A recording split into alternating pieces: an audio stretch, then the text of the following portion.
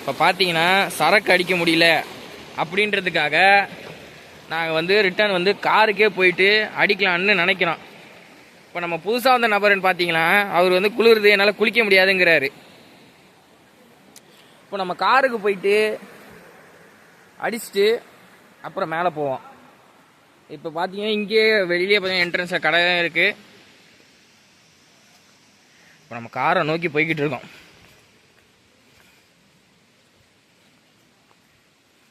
சண்டேனாலும் இங்கே ஒரு ஒன்றும் பெருசாக கூட்டம் இல்லை. இவர் தான் நம்மளை ஆர்கனைஸ் பண்ணி கூட்டிகிட்டு வந்திருக்காரு. பட் ஆனால் அவர் ஒன்றும் பண்ண மாதிரி இல்லை.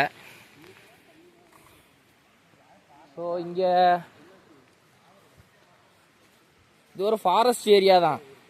இப்போ நீங்கள் பார்த்தீங்கனாலே உங்களுக்கே தெரியும், இது பெரிய ஃபாரஸ்ட் ஏரியா தான். இங்கே பார்த்தீங்கன்னா யானைகள்,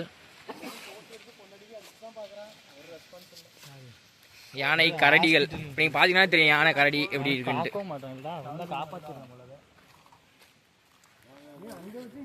அதனால் இப்போது இதுதான் நம்ம வந்த வாகனம்.